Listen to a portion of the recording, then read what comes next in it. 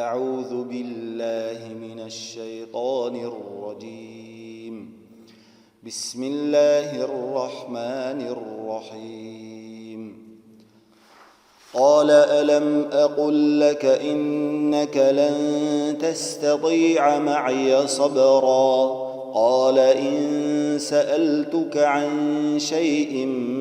بعدها فلا تصاحبني قد بلغت من لدني عذرا. فانطلقا حتى إذا أتيا أهل قرية استطعما أهلها فأبوا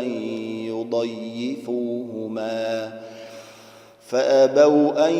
يضيفوهما فوجدا فيها جدارا يريد أن ينقض فأقامه. قال لو شئت لاتخذت عليه أجرا. قال هذا فراق بيني وبينك سأنبئك بتأويل ما لم تستطع عليه صبرا. أما السفينة فكانت لمساكين يعملون في البحر فأردت أن أعيبها وكان وراءهم ملك يأخذ كل سفينة غصبا. وأما الغلام فكان أبواه مؤمنين فخشينا أن يرهقهما طغيانا وكفرا فأردنا أن يبدلهما ربهما خيرا منه زكاة وأقرب رحما. وأما الجدار فكان لغلامين يتيمين في المدينة وكان تحته كنز لهما وكان أبوهما صالحا فأراد ربك أن يبلغا أشدهما ويستخرجا كنزهما رحمة من ربك وما فعلته عن أمري ذلك تأويل ما لم تسطع عليه صبرا. ويسألونك عن ذي القرنين قل سأتلو عليكم منه ذكرا. إنا مكنا له في الأرض وآتيناه من كل شيء سببا فأتبع سببا حتى إذا بلغ مغرب الشمس وجدها تغرب في عين حمئة ووجد عندها قوما. قلنا يا ذا القرنين إما أن تعذب وإما أن تتخذ فيهم حسنا. قال أما من ظلم فسوف نعذبه ثم يرد إلى ربه فيعذبه عذابا نكرا.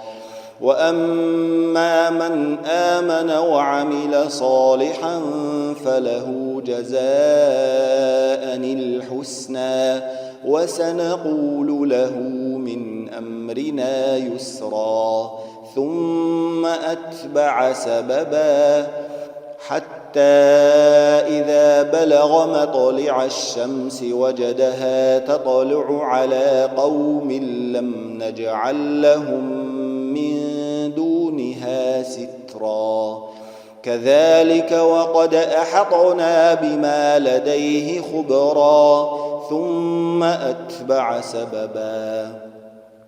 حتى إذا بلغ بين السدين وجد من دونهما قوما لا يكادون يفقهون قولا. قالوا يا ذا القرنين إن يأجوج ومأجوج مفسدون في الأرض فهل نجعل لك خرجا على أن تجعل بيننا وبينهم سدا قال ما مكني فيه ربي خير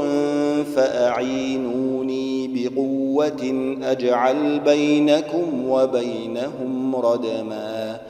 آتوني زبر الحديد حتى إذا ساوى بين الصدفين قال انفخوا حتى إذا جعله نارا قال آتوني أفرغ عليه قطرا فما استطاعوا أن يظهروه وما استطاعوا له نقبا قال هذا رحمة من ربي فإذا جاء وعد ربي جعله دكا وكان وعد ربي حقا وتركنا بعضهم يومئذ يموج في بعض ونفخ في الصور فجمعناهم جمعا وعرضنا جهنم يومئذ للكافرين عرضا الذين كانت أعينهم في غطاء عن ذكري وكانوا لا يستطيعون سمعا أفحسب الذين كفروا أن يتخذوا عبادي من دوني أولياء إنا أعتدنا جهنم للكافرين نزلا قل هل ننبئكم بالأخسرين أعمالا الذين ضل سعيهم في الحياة الدنيا وهم يحسبون أنهم يحسنون صنعا أولئك الذين كفروا بآيات ربهم ولقائه فحبطت أعمالهم فلا نقيم لهم يوم القيامة وزنا ذلك جزاؤهم جهنم بما كفروا واتخذوا آياتي ورسلي هزوا إن الذين آمنوا وعملوا الصالحات كانت لهم جنات الفردوس نزلا خالدين فيها لا يبغون عنها حولا قل لو كان البحر مدادا لكلمات ربي لنفد البحر قبل أن تنفد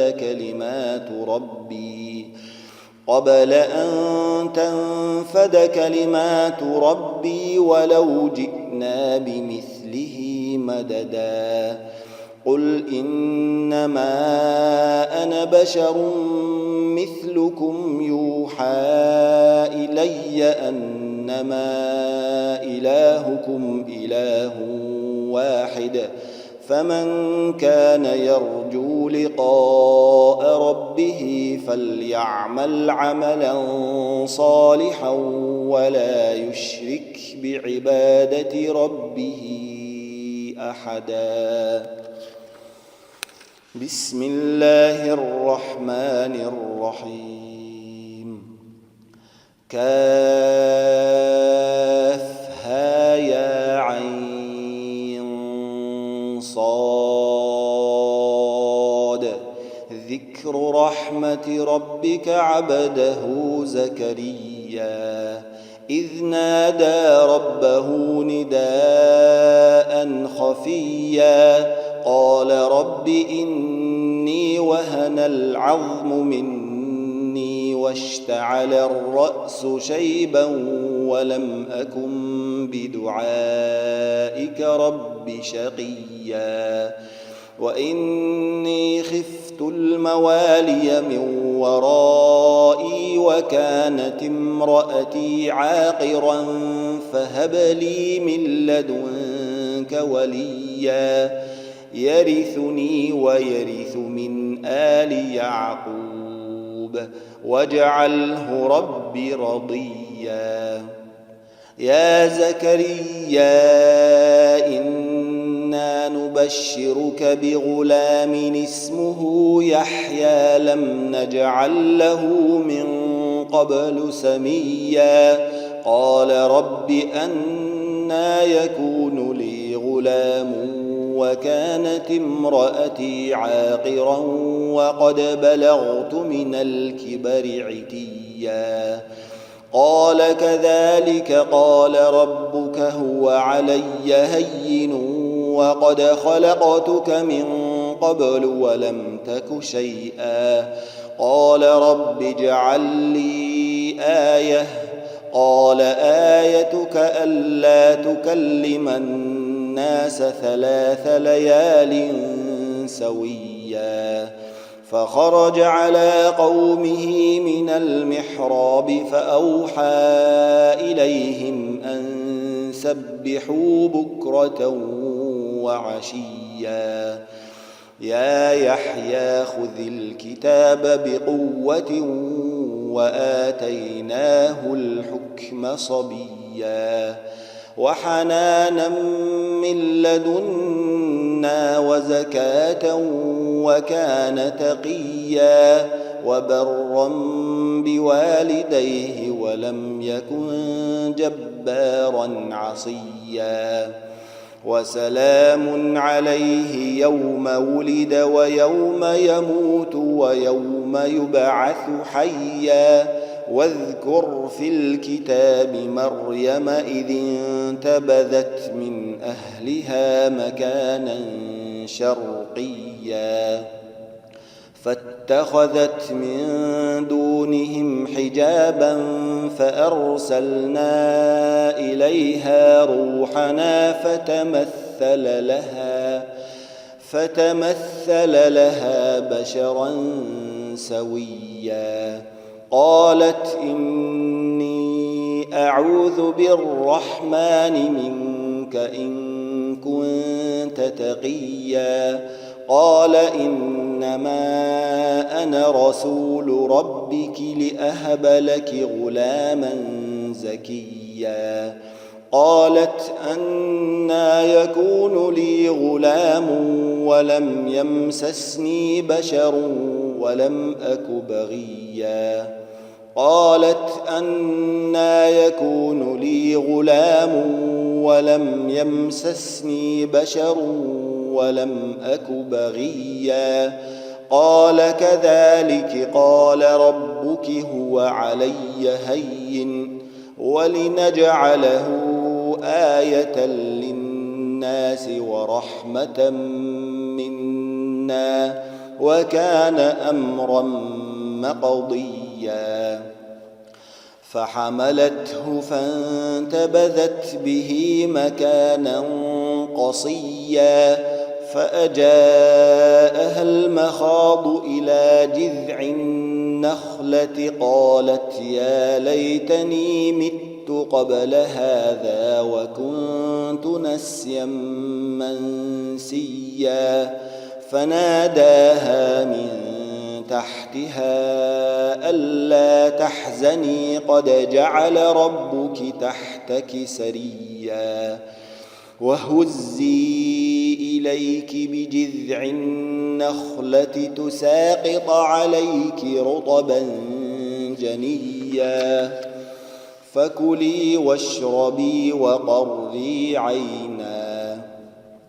فإما ترين من البشر أحدا فقولي إني نذرت للرحمن صوما فلن أكلم اليوم إنسيا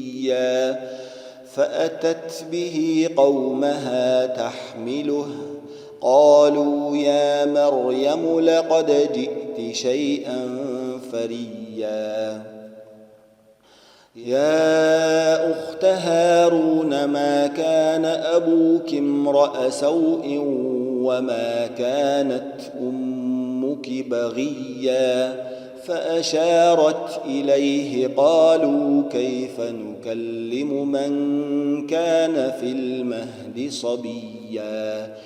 قال إني عبد الله آتاني الكتاب وجعلني نبيا وجعلني مباركا أينما كنت وأوصاني بالصلاة والزكاة ما دمت حيا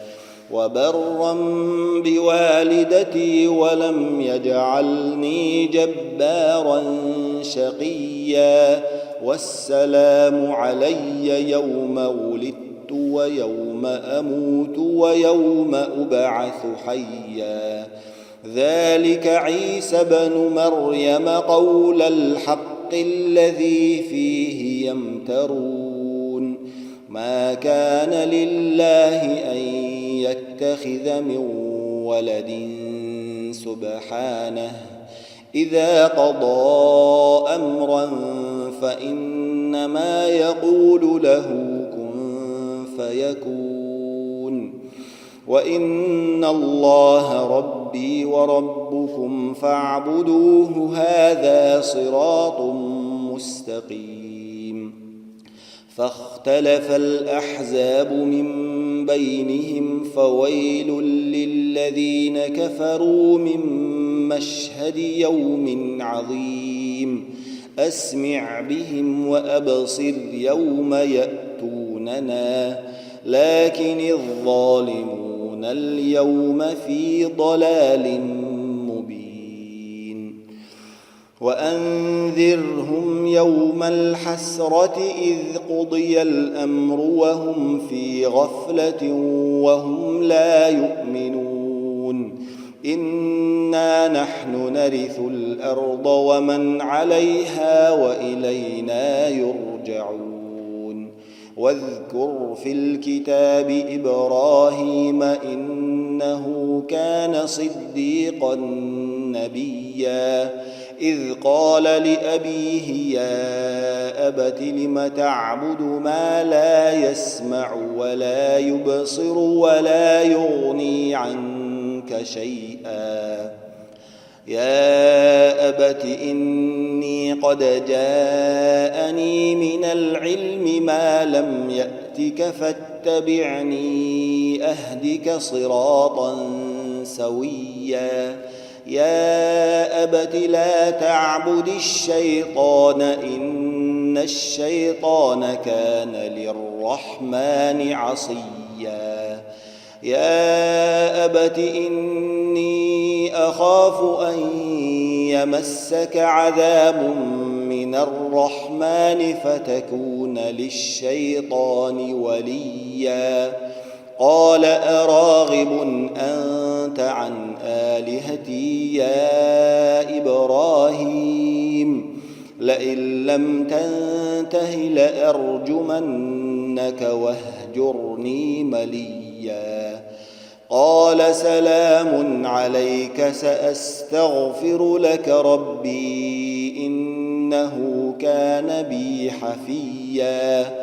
وأعتزلكم وما تدعون من دون الله وأدعو ربي عسى ألا أكون بدعاء ربي شقيا فلما اعتزلهم وما يعبدون من دون الله وهبنا له إسحاق ويعقوب وكلا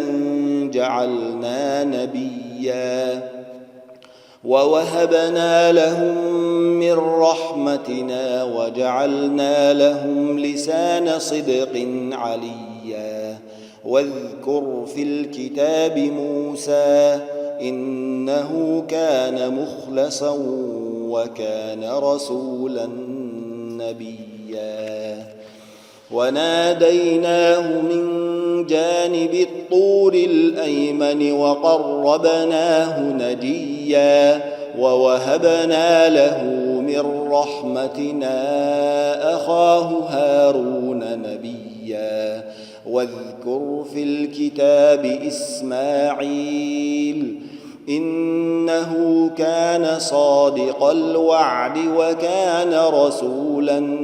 نبيا وكان يأمر أهله بالصلاة والزكاة وكان عند ربه مرضيا واذكر في الكتاب إدريس إنه كان صديقا نبيا ورفعناه مكانا عليا أولئك الذين أنعم الله عليهم من النبيين من ذرية آدم وممن حملنا مع نوح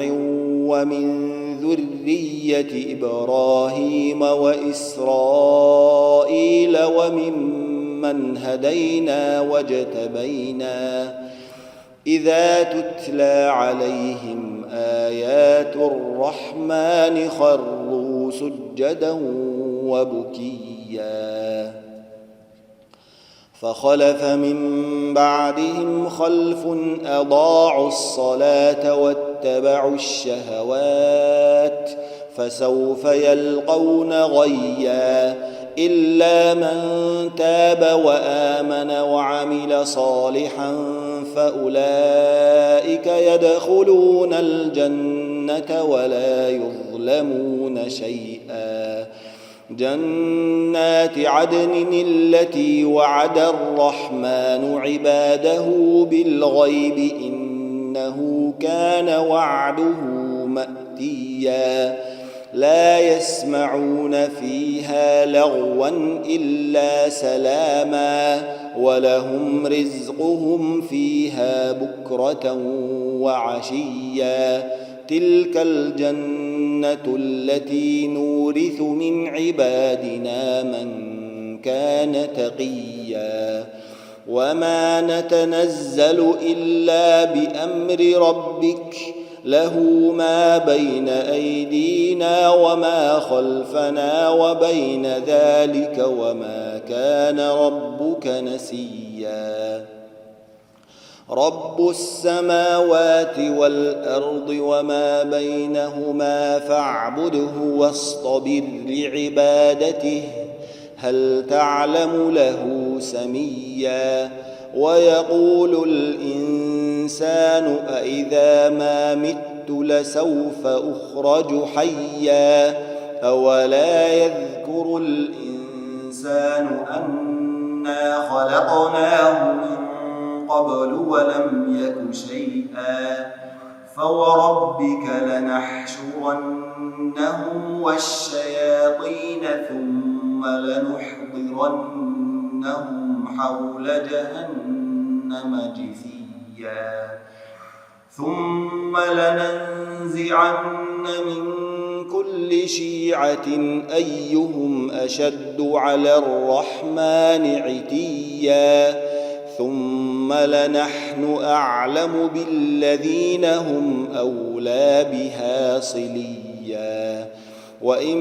منكم إلا واردها كان على ربك حتما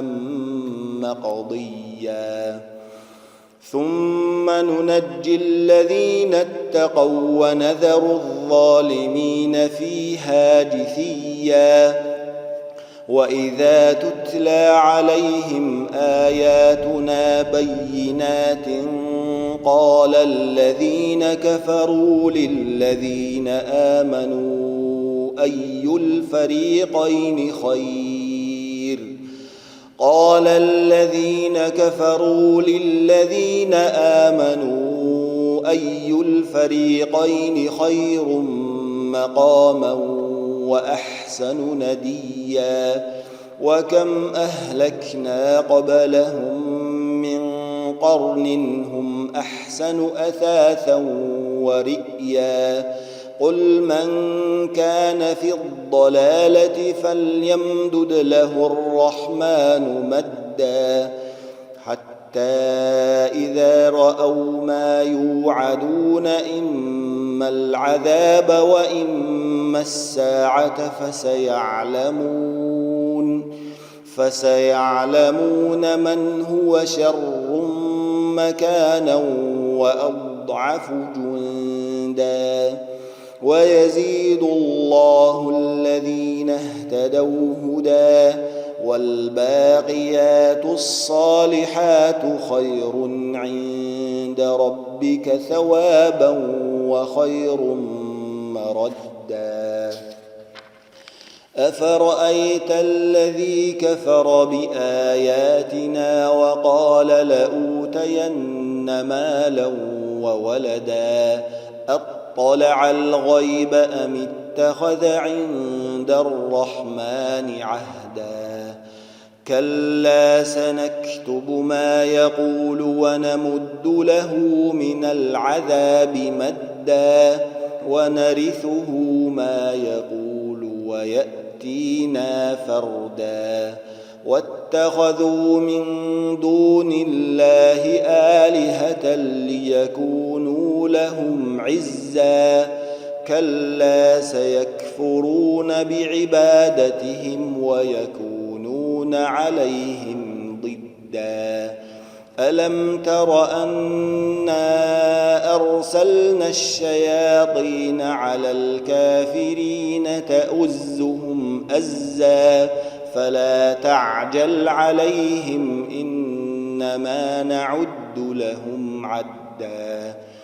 يوم نحشر المتقين إلى الرحمن وفدا ونسوق المجرمين إلى جهنم وردا لا يملكون الشفاعة إلا من اتخذ عند الرحمن عهدا وقالوا اتخذ الرحمن ولدا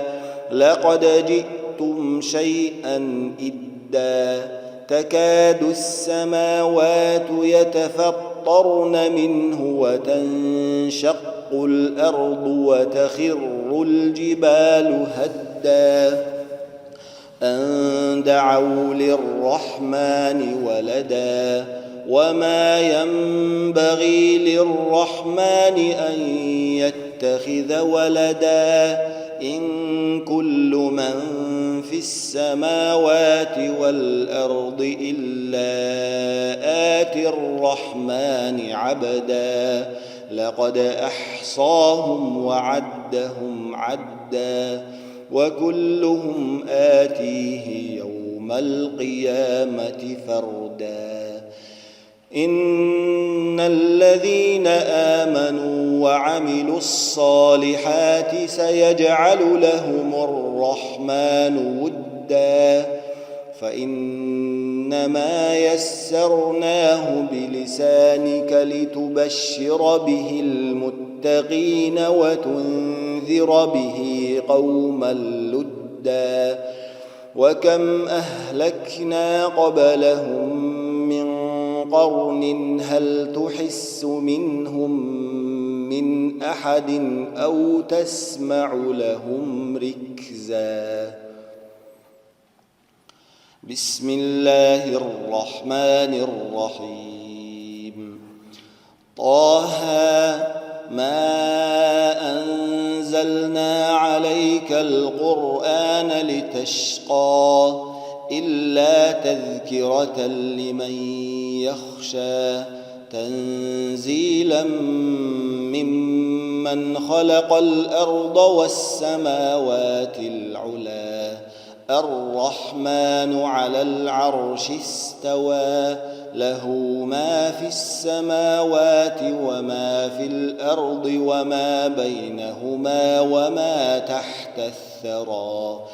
وإن تجهر بالقول فإن إنه يعلم السر وأخفى الله لا إله إلا هو له الأسماء الحسنى وهل أتاك حديث موسى إذ رأى نارا فقال لأهلهم كثوا إني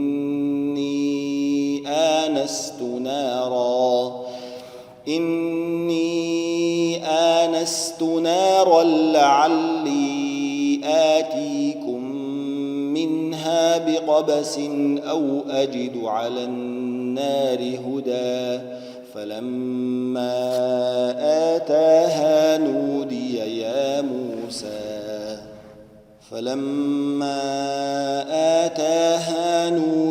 يا موسى إني أنا ربك فاخلع نعليك إنك بالواد المقدس طوى وأنا اخترتك فاستمع لما يوحى إنني أنا الله لا إله إلا أنا فاعبدني وأقم الصلاة لذكري إن الساعة آتية أكاد أخفيها لتجزى كل نفس بما تسعى فلا يصدنك عنها من لا يؤمن بها واتبع هواه فتردى وما تلك بيمينك يا موسى قال هي عصاي أتوكأ عليها وأهش بها على غنمي ولي فيها مآرب أخرى قال ألقها يا موسى فألقاها فإذا هي حية تسعى قال خذها ولا تخف سنعيدها سيرتها الأولى واضمم يدك إلى جناحك تخرج بيضاء من غير سوء آية أخرى لنريك من آياتنا الكبرى اذهب إلى فرعون إنه طغى قال رب اشرح لي صدري ويسر لي أمري واحلل عقدة من لساني يفقه قولي واجعل لي وزيرا من أهلي هارون أخي أشدد به أزري وأشركه في أمري كي نسبحك كثيرا ونذكرك كثيرا إنك كنت بنا بصيرا قال قد أوتيت سؤلك يا موسى ولقد مننا عليك مرة أخرى إذ أوحينا إلى أمك ما يوحى أن اقذفيه في التابوت فاقذفيه في اليم فليلقه اليم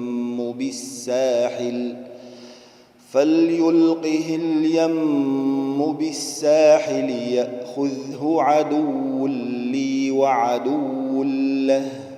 وألقيت عليك محبة مني ولتصنع على عيني إذ تمشي أختك فتقول هل أدلكم على من يكفله فرجعناك إلى أمك كي تقر عينها ولا تحزن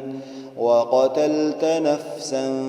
فنجيناك من الغم وفتناك فتونا فلبثت سنين في أهل مدين ثم جئت على قدري يا موسى واصطنعتك لنفسي اذهب أنت وأخوك بآياتي ولا تنيا في ذكري اذهبا إلى فرعون إنه طغى فقولا له قولا لينا لعله يتذكر أو يخشى قالا ربنا إننا نخاف أن يفرط علينا أو أن يطغى قال لا تخافا إنني معكما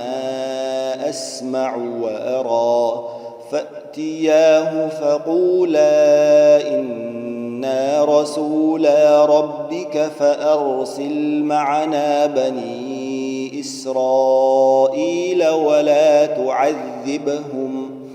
قد جئناك بآية من ربك والسلام على من اتبع الهدى إنا قد أوحي إلينا أن العذاب على من كذب وتولى قال فمن ربكما يا موسى قال ربنا الذي أعطى كل شيء خلقه ثم هدى قال فما بال القرون الأولى قال علمها عند ربي في كتاب لا يضل ربي ولا ينسى الذي جعل لكم الأرض مهدا وسلك لكم فيها سبلا وأنزل من السماء ماء فأخرجنا به أزواجا من نبات شتى كلوا وارعوا أنعامكم إن في ذلك لآيات لأولي النهى منها خلقناكم وفيها نعيدكم ومنها نخرجكم تارة أخرى ولقد أريناه آياتنا كلها فكذب وأبى قال أجئتنا لتخرجنا من أرضنا بسحرك يا موسى فلنأتينك بسحر مثله فاجعل بيننا وبينك موعدا لا نخلفه نحن ولا أنت مكانا سوى قال موعدكم يوم الزينة وأن يحشر الناس ضحى فتولى فرعون فجمع كيده ثم أتى قال لهم موسى ويلكم لا تفتروا على الله كذبا فيسحتكم بعذاب وقد خاب من افترى فتنازعوا أمرهم بينهم وأسروا النجوى قالوا إن هذان لساحران يريدان أن يخرجاكم من أرضكم بسحرهما ويذهبا بطريقتكم المثلى فأجمعوا كيدكم ثم أتوا صفا وقد أفلح اليوم من استعلى قالوا يا موسى إما أن تلقي وإما أن نكون أول من ألقى قال بل ألقوا فإذا حبالهم وعصيهم يخيل إليه من سحرهم أنها تسعى فأوجس في نفسه خيفة موسى قلنا لا تخف إنك أنت الأعلى وألق ما في يمينك تلقف ما صنعوا إنما صنعوا كيد ساحر ولا يفلح الساحر حيث أتى فألقي السحرة سجدا قالوا آمنا برب هارون وموسى قال آمنتم له قبل أن آذن لكم إنه لكبيركم الذي علمكم السحر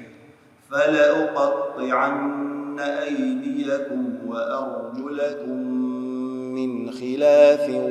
ولأصلبنكم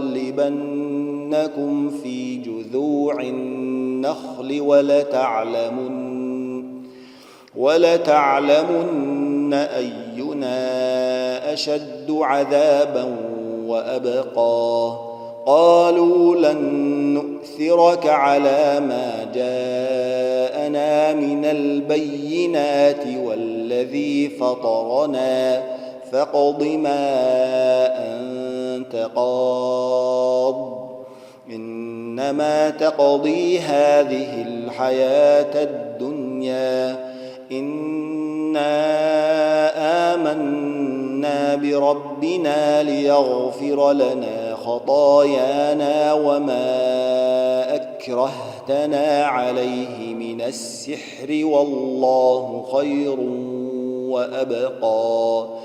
إنه من يأت ربه مجرما فإن له جهنم لا يموت فيها ولا يحيا ومن يأته مؤمنا قد عمل الصالحات فأولئك لهم الدرجات العلا جنات عدن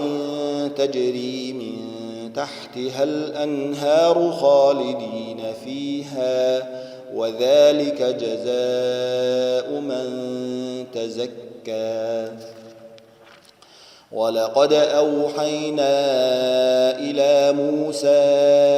أن أسر بعبادي فاضرب لهم طريقا في البحر يبسا لا تخاف دركا ولا تخشى فأتبعهم فرعون بجنوده فغشيهم من اليم ما غشيهم وأضل فرعون قومه وما هدى يا بني إسرائيل قد أنجيناكم من عدوكم وواعدناكم جانب الطور الأيمن ونزلنا عليكم المن والسلوى كلوا من طيبات ما رزقناكم ولا تطغوا فيه فيحل عليكم غضبي ومن يحلل عليه غضبي فقد هوى وإني لغفار لمن تاب وآمن وعمل صالحا ثم اهتدى وما أعجلك عن قومك يا موسى قال هم أولئك على أثري وعجلت إليك رب لترضى قال فإنا قد فتنا قومك من بعدك وأضلهم السامري فرجع موسى إلى قومه غضبان أسفا قال يا قوم ألم يعدكم ربكم وعدا حسنا أفطال عليكم العهد أم أردتم أن يحل عليكم غضب من ربكم فأخلفتم موعدي قالوا ما أخلفنا موعدك بملكنا ولكننا حملنا أوزارا من زينة القوم فقذفناها فكذلك ألقى السامري فأخرج لهم عجلا جسدا له خوار فقالوا هذا إلهكم وإله موسى فنسيه أفلا يرون ألا يرجع إليهم قولا ولا يملك لهم ضرا ولا نفعا ولقد قال لهم هارون من قبل يا قوم إنما فتنتم به وإن ربكم الرحمن فاتبعوني وأطيعوا أمري قالوا لن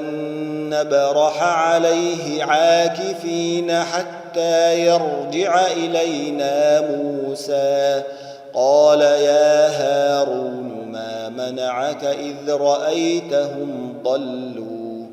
ألا تتبعني أفعصيت أمري قال يا ابن أم لا تأخذ بلحيتي ولا برأسي إني خشيت أن تقول فرقت بين بني إسرائيل ولم ترقب قولي قال فما خطبك يا سامري قال بصرت بما لم يبصروا به فقبضت قبضة من أثر الرسول فنبذتها وكذلك سولت لي نفسي قال فاذهب فإن لك في الحياة أن تقول لا مساس وإن لك موعدا لن تخلفه وانظر إلى إلهك الذي ظلت عليه عاكفا لنحرقنه ثم لننسفنه في اليم نسفا إنما إلهكم الله الذي لا إله إلا هو وسع كل شيء علما كذلك نقص عليك من أنباء ما قد سبق وقد آتيناك من لدنا ذكرا من أعرض عنه فإنه يحمل يوم القيامة وزرا خالدين فيه وساء لهم يوم القيامة حملا يوم ينفخ في الصور ونحشر المجرمين يومئذ زرقا يتخافتون بينهم إن لبثتم إلا عشرا نحن أعلم بما يقولون إذ يقول أمثلهم طريقة إن لبثتم إلا يوما ويسألونك عن الجبال فقل ينسفها ربي نسفا فيذرها قاعا صفصفا لا ترى فيها عوجا ولا أمتا يومئذ يتبعون الداعي لا عوج له وخشعت الأصوات للرحمن فلا تسمع إلا همسا يومئذ لا تنفع الشفاعة إلا من أذن له الرحمن ورضي له قولا يعلم ما بين أيديهم وما خلفهم ولا يحيطون به علما وعنت الوجوه للحي القيوم وقد خاب من حمل ظلما ومن يعمل من الصالحات وهو مؤمن فلا يخاف ظلما ولا هضما وكذلك أنزلناه قرآنا عربيا وصرفنا فيه من الوعيد لعلهم يتقون أو يحدث لهم ذكرا. فتعالى الله الملك الحق ولا تعجل بالقرآن من قبل أن يقضى إليك وحيه وقل رب زدني علما. ولقد عهدنا إلى آدم من قبل فنسي ولم نجد له عزما. وإذ قلنا للملائكة اسجدوا لآدم فسجدوا إلا إبليس أبى. فقلنا يا آدم إن هذا عدو لك ولزوجك فلا يخرجنكما من الجنة فتشقى. إن لك ألا تجوع فيها ولا تعرى وأنك لا تظمأ فيها ولا تضحى. فوسوس إليه الشيطان قال يا آدم هل أدلك على شجرة الخلد وملك لا يبلى. فأكلا منها فبدت لهما سوآتهما وطفقا يخصفان عليهما من ورق الجنة. وعصى آدم ربه فغوى ثم اجتباه ربه فتاب عليه وهدى. قال اهبطا منها جميعا بعضكم لبعض عدو فإما يأتينكم مني هدى فمن اتبع هداي فلا يضل ولا يشقى. ومن أعرض عن ذكري فإن له معيشة ضنكا ونحشره يوم القيامة أعمى. قال رب لم حشرتني أعمى وقد كنت بصيرا. قال كذلك أتتك آياتنا فنسيتها وكذلك اليوم تنسى. وكذلك نجزي من أسرف ولم يؤمن بآيات ربه ولعذاب الآخرة أشد وأبقى. أفلم يهد لهم كم أهلكنا قبلهم من القرون يمشون في مساكنهم إن في ذلك لآيات لأولي النهى. ولولا كلمة سبقت من ربك لكان لزاما وأجل مسمى. فاصبر على ما يقولون وسبح بحمد ربك قبل طلوع الشمس وقبل غروبها ومن آناء الليل فسبح وأطراف النهار لعلك ترضى. ولا تمدن عينيك إلى ما متعنا به أزواجا منهم زهرة الحياة الدنيا لنفتنهم فيه ورزق ربك خير وأبقى.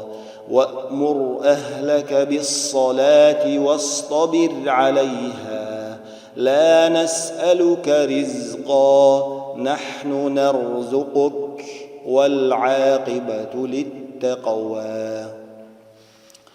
وقالوا لولا يأتينا بآية من ربه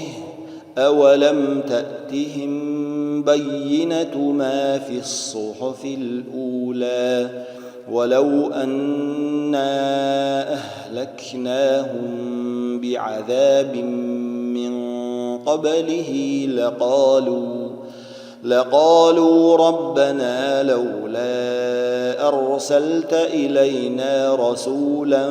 فنتبع آياتك من قبل أن نذل ونخزى قل كل متربص فتربصوا فستعلمون من أصحاب الصراط السوي ومن اهتدى قل كل متربص فتربصوا فستعلمون من أصحاب الصراط السوي ومن اهتدى. صدق الله.